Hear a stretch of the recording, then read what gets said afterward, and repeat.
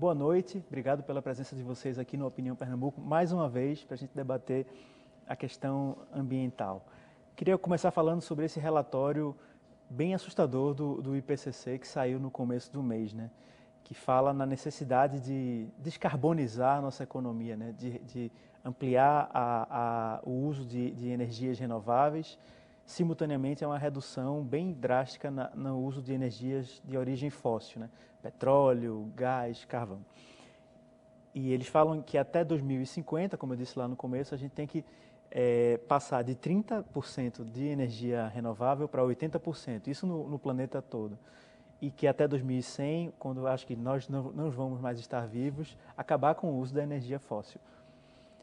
Essa meta, na opinião de vocês, é possível de ser alcançada e a gente está no caminho certo para conseguir reduzir, pelo menos fazer com que a mudança climática não seja tão violenta, tão impactante para as nossas vidas? Sérgio, qual é a tua opinião? Você também é otimista em relação a isso? Acha que essas metas são possíveis de ser alcançadas até 2050, mudar a proporção da energia renovável e até 2100 acabar com o uso das fontes de energia de origem fóssil? Bom, com certeza temos que conseguir isso, porque os cientistas mostram que se nós não conseguirmos, a humanidade fica numa situação de uma grande interrogação sobre o futuro. Uhum. Nós já tivemos pequenas amostras do que pode acontecer, né? Grandes eventos climáticos muito extremos em vários lugares do planeta, com a temperatura ainda em torno de 1 grau, além da temperatura pré-industrial. Imagina se passar de 2 graus. Então, realmente há uma preocupação, é uma meta muito ousada, mas é uma questão de escolha. É possível a economia crescer, a economia gerar emprego, renda, escolhendo produtos, serviços que sejam sustentáveis. Então, da mesma maneira que se gera energia com combustível fóssil e a economia funciona em torno desse combustível, a economia pode também funcionar em torno de hidrogênio, em torno de energia solar, energia eólica, da biomassa, dos ciclos da biomassa, a energia da maré, enfim, várias fontes que podem ser produzidas e de uma forma diferente. Hoje o mundo concentra a produção de energia. No futuro imediato, essa geração vai ser distribuída. Então você vai ter pequenas gerações espalhadas pelo mundo. Na sua casa você pode ter, o professor Heitor inclusive usa na casa dele energia solar, não é? E tem um bom resultado. Inclusive, quando gera mais do que ele precisa, ele pode injetar na rede e vender essa energia e compensar, né, quando precisa receber a energia da concessionária. Então, há essa possibilidade. O desafio hoje é desaquecer o planeta e aquecer a economia, porque ainda tem muita gente fora do mercado de trabalho, tem muita exclusão no mundo, bilhões de pessoas ainda não têm mínimas condições de vida. Então, o desafio não é só climático, é também um desafio de ordem humana, de você reduzir as desigualdades, exatamente, reduzir desigualdades, incluir pessoas que hoje não têm acesso nem à água, imagina a energia. 3 bilhões de pessoas no mundo ainda usam carvão e lenha para se aquecer ou fazer comida, né, para cozinhar. E isso precisa ser resolvido, porque essas pessoas muitas vezes usam esses combustíveis de matas que estão sendo devastadas, sem nenhum controle, e nós precisamos reflorestar o planeta. Agora, tem muita oportunidade nisso, e o Brasil pode ser uma liderança importante nessa nova economia do baixo carbono. Quais seriam os entraves para que a gente consiga fazer essa mudança propriamente dita? Uma coisa que me vem à cabeça sempre é o tamanho da economia em torno do petróleo, né? Basta dizer que a maior empresa do Brasil é uma empresa de petróleo, que o setor do petróleo é um setor gigante na economia mundial e que tem um poder de lobby, um poder de influência muito grande, né? Quais são, na ótica de vocês, os principais entraves a essa mudança na economia do mundo, a esse caminho rumo a uma economia menos dependente dos combustíveis fósseis? Como você vê essa questão, Sérgio? Como enfrentar esse lobby, esse poderio econômico tão grande do setor do petróleo na economia mundial? Olha, só há uma força maior do que as empresas de petróleo. São os consumidores do mundo inteiro, né? É o povo do mundo, é o consumidor que compra carro, a gasolina, que usa equipamentos que geram as emissões. Então, se houver uma grande movimentação, e está havendo já, no planeta da sociedade, com certeza as empresas vão se adaptar rapidamente a essas novas situações. É claro que a empresa que está ganhando muito com esse modelo tem dificuldade de rever. Os países produtores de petróleo, lá do Oriente Médio, inclusive, estão colocando já no documento da ONU, nos documentos de negociação, cláusulas que exigem compensações para a redução, né, da produção de petróleo, do uso intensivo de petróleo. O petróleo tende a cair de preço e por isso é importante a gente discutir a Petrobras. A Petrobras hoje já está numa situação muito delicada por má gestão, por corrupção, por uma série de problemas que o Brasil inteiro acompanha.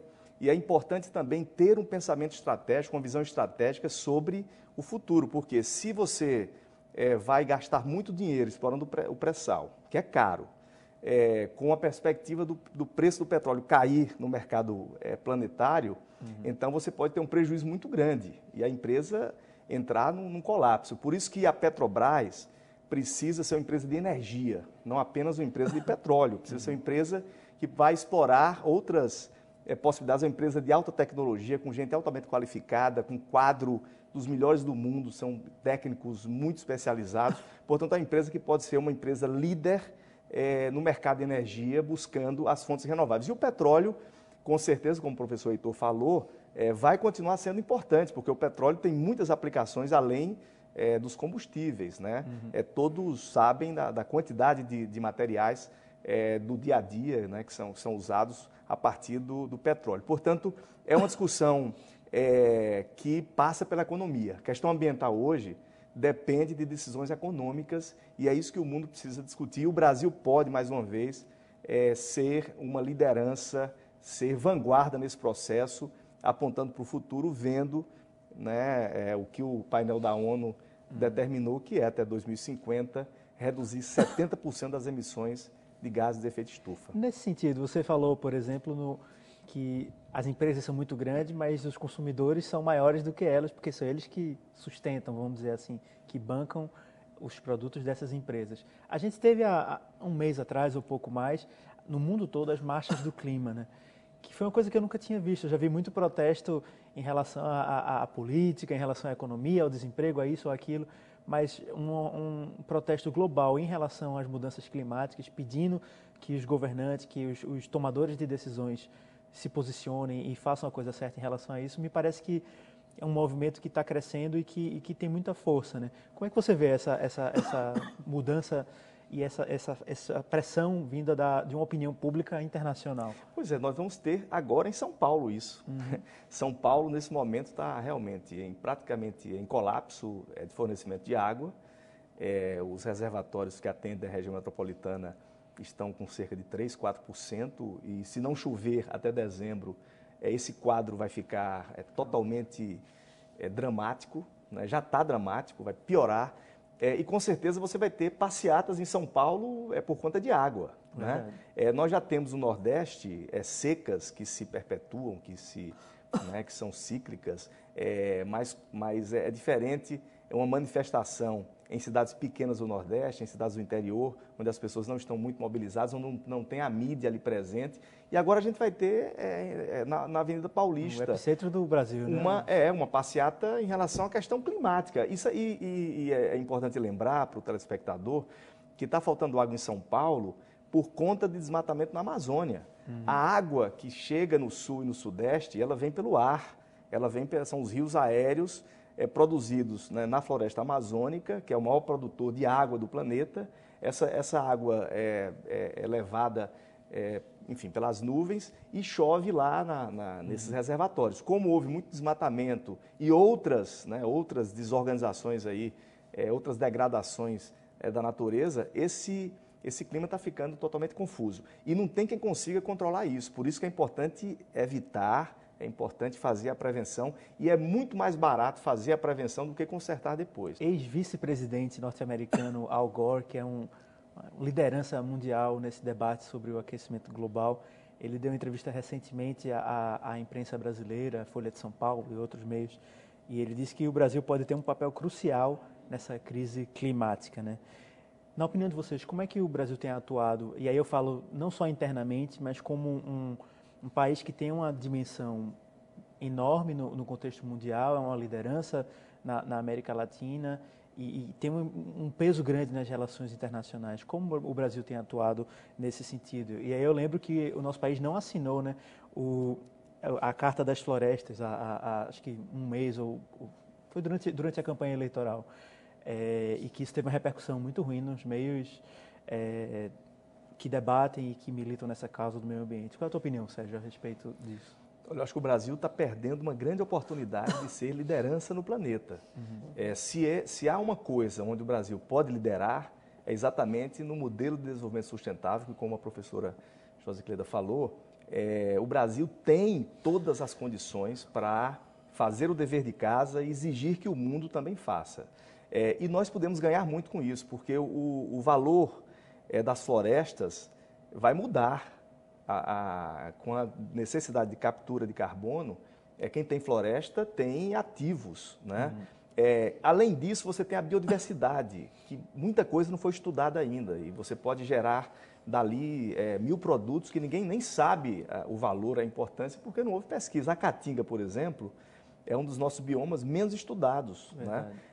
E certamente tem ali vários produtos, né, várias espécies de plantas, enfim, que pode ser alternativa para muita coisa no novo mercado da biotecnologia, do futuro, e nós estamos queimando, né? Então, eu acho que o Brasil perdeu a oportunidade, a presidente Dilma não aproveitou os espaços que o Brasil tem no cenário internacional. Não assinar essa Carta das Florestas foi um erro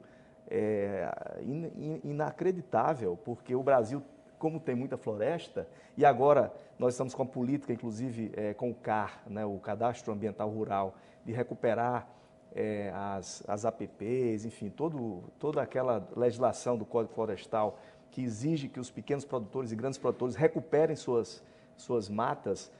Isso vai gerar um mercado de carbono, um mercado que pode ser muito vantajoso para a economia do Brasil. Então, eu acho que o Brasil pode sim aproveitar muito mais, não só nessa área de florestas, mas também no setor de tecnologia, de energia. A gente fala muito em governos, né?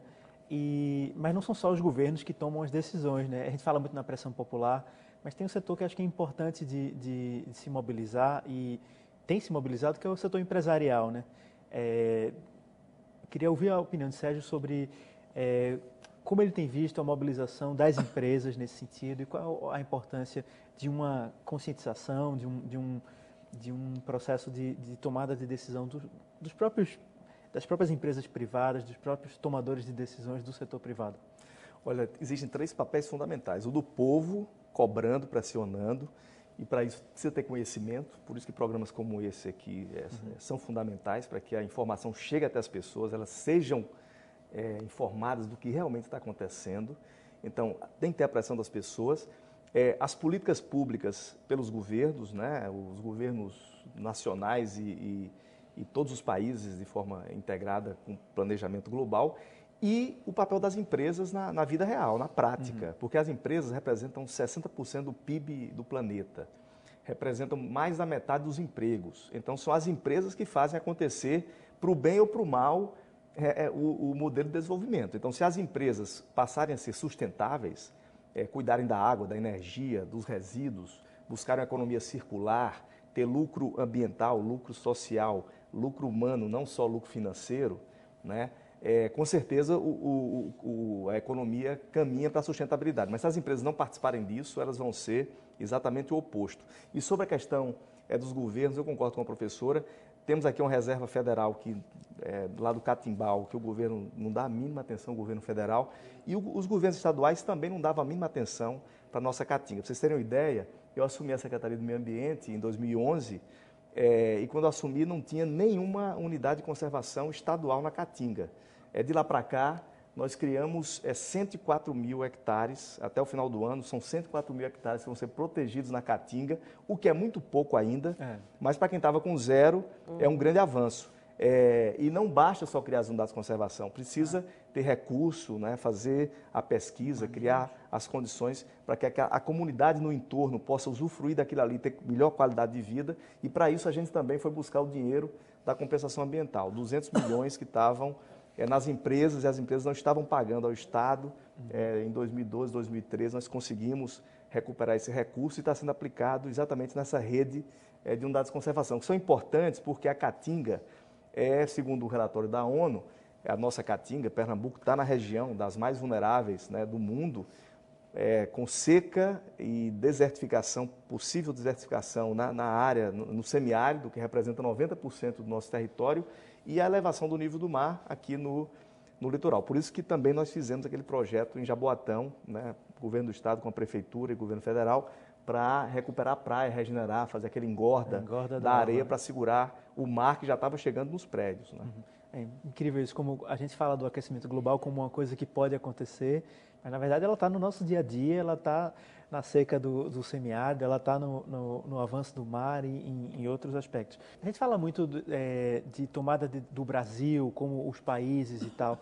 Em âmbitos mais próximos da comunidade, por exemplo, os municípios, os estados, e aí eu falo não só dos municípios brasileiros, mas, por exemplo, uma articulação de grandes metrópoles ou de províncias, de estados.